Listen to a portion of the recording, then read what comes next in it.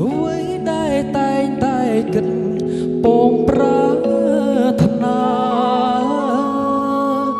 មិនជឿលើនិស័យមិនជឿលើព្រេងវាសនា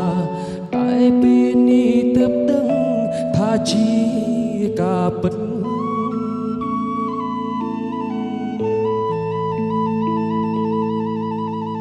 ឆាប់ជីវិតមានន័យព្រោះតែស្រីម្នាក់បងត្រូវជាប់ជុំពាក់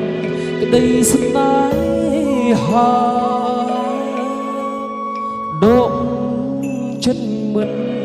រួចព្រមតែដួងកែវនេត្រាអូនជាទេពធីតាក្នុងសុបិន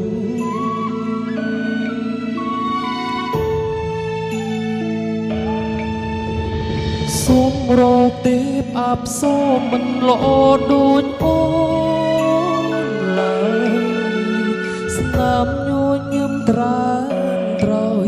ឲ្យរៀបលំសារភាពថាចាញ់ស្នេហ៍ទូចតនរៀមបន់ស្រន់ឲ្យឆាប់បានជួបមុំម្ដងទៀត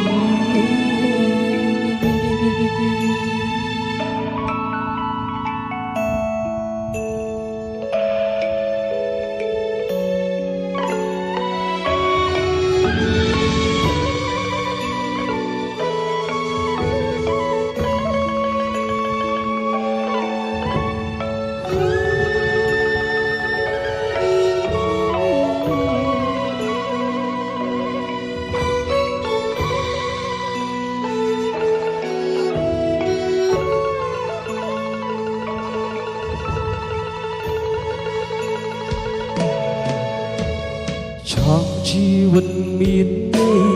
ព្រោះតែស្រីម្នាក់បងត្រូវជាប់ជុំពាក់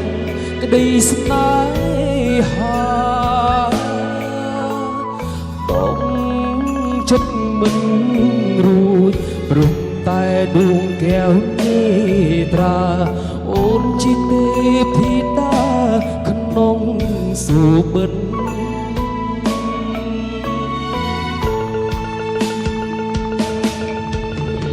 សូមរកទេពអប្សរមិនល្អដូចអូនឡើយស្នាមញញឹមត្រានត្រោយឲ្យរៀមលំសារភាពថាចាញ់ស្នេហ៍ទូ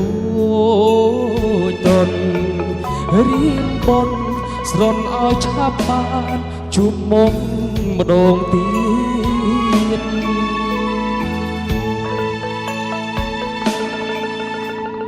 សូមរងទេអប្សរមិនល្អដូចអូនឡើយ